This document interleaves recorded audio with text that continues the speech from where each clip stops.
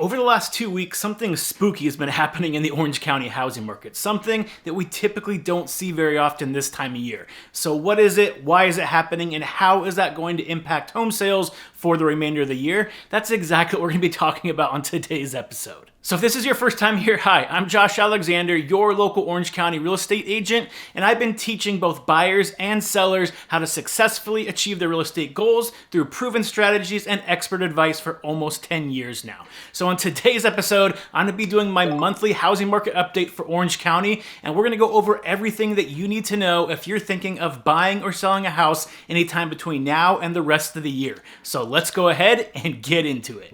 Okay, so I know most of you don't want to sit here and look at a bunch of charts and graphs as I go over a bunch of data. You really just want to understand what the housing market is doing and how is that going to impact you. So let's go ahead and get straight into it. First, we're going to start out with the things that are more normal in the housing market before we get to the things that are a little bit abnormal. So when you look at inventory right now, if you look at the month of September, it looks like Orange County has actually peaked for the year, and we're starting to see inventory go down. Now that's completely normal for this time of year. Usually during the fall, we start seeing inventory slowly decrease. And then on top of that, we have seen the number of transactions in the marketplace go down pretty significantly as well. The housing market slows down, there are less transactions happening, so again, completely normal. And if you look at how long homes are taking to sell, right now we're about tied with the month prior to that. So in August and September, we've really seen about 52% of all homes sold in Orange County were going into escrow in less than 2 weeks, and about 72% were going into escrow in less than a month. So basically, 3/4 of homes were going into escrow in less than a month after they were placed on the market.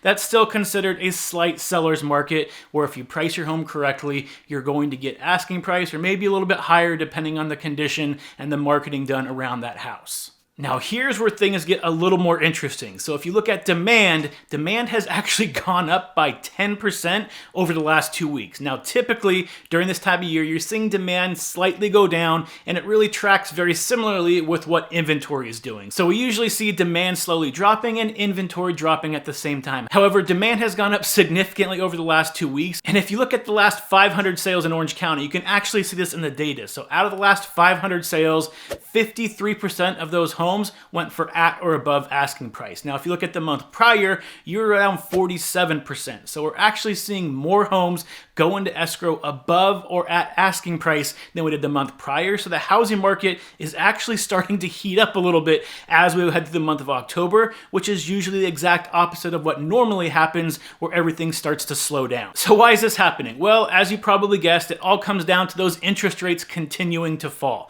So if you look at the beginning of September, interest rates were right about 6.38%, and right now they're hovering around 6.2%. So although they've been going up and down a little bit this month, at the end of the month they really are continuing to drop, and they're expected to slowly continue that decline as we head through the rest of the year as well. Now, don't expect interest rates to continue plummeting like they have over the last 6 months. They're probably going to level off a little bit but continue to barely go down. However, because interest rates are significantly lower than they were at the beginning of summer, buyers are able to afford a lot more home in today's marketplace. So the average buyer compared to the beginning of summer is going to be able to afford a home 10 to 15% higher in cost than they could just a couple months ago. So this is encouraging a lot of buyers to enter the market right now as we head through the rest of the year. So speaking of the remainder of the year, if this trend continues, which I believe it should, you can expect to see inventory continue to go down through the months of October, and especially when you get to Thanksgiving time,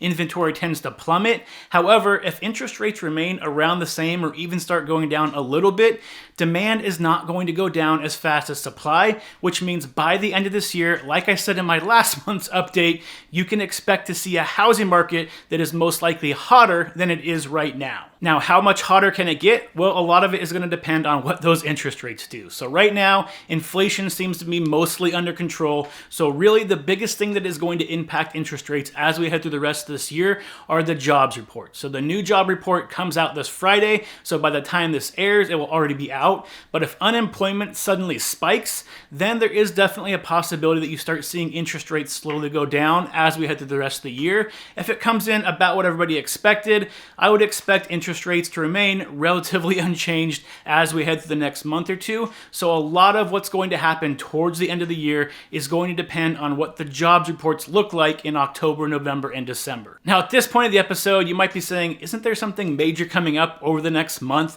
that might impact the housing market? Maybe an election or something like that? Yes. So there is an election coming up. It is in November. And if you want to understand how elections tend to impact the housing market, I dedicated an entire episode to that. So you can check that out right up here if you're watching this on YouTube. And I'll also post it at the end of this video. But definitely check that out, because in that one, I dive a little bit more into the data to show you exactly what you can expect to happen during a typical election cycle before and after the election happens. So if you're thinking of buying or selling a home before the end of the year, what is the best advice that I have for you? Well, if you're thinking of buying a home, like I've said through this episode, expect the market to most likely heat up as we head through the rest of the year. So if you're in a position right now, which I know it's extremely expensive to buy a home for a lot of people still, but if you're in a position where you're able to purchase a property, I highly recommend that if you haven't already, talk to that lender, get that pre-approval, because inventory is going to continue going down. So finding that home might take a little bit longer than normal. And when it does pop up, it might be the only one that pops up that entire month that you're interested in. So if you're not ready to be able to take advantage when that house pops up that's perfect for you, you're going to be missing out if you're trying to go through the whole pre-approval process and that home's going to be gone before you're able to place an offer. So make sure that if you're even thinking about going through the process of purchasing a home in the next 3 to 6 months, talk to a lender. It's free. That way you're going to be setting yourself up for success to be able to purchase a home if that perfect property does pop up in the near future. Now, on the selling side of things, the positive thing is you live in Southern California, so you don't have to worry about weather severely impacting how many buyers are looking for homes. Yes, maybe you'll get that occasional rainstorm or two between now and the end of the year, but typically that's not going to impact the demand as much as it does in other parts of the country.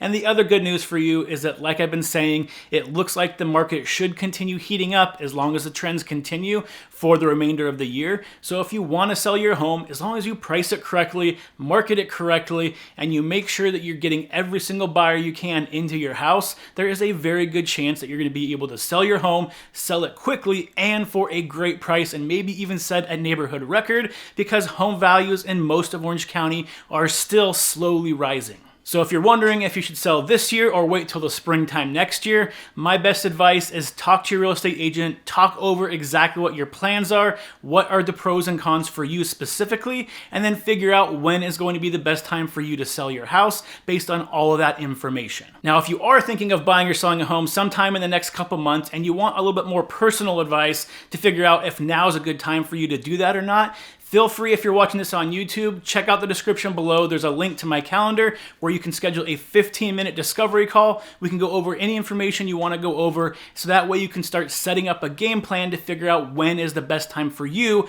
to really enter the market. And again, if you are thinking of buying or selling a home and you want a bunch of free resources to help you kind of walk through that process, again, check out the link in the description below if you're watching this on YouTube. There's a bunch of free guides in there to kind of help you get started and get you to a point where you're more comfortable moving forward. Now, if you do want to get some more information on how the upcoming election is going to impact the housing market, you can check out this video right here if you're watching this on YouTube. And if you want a better understanding of how the new commission rules that went into effect in August are impacting buyers and sellers, you can check out this video right here where I go over all the information you need to know. So until next time, stay happy, stay healthy, and I'll see you on the next show.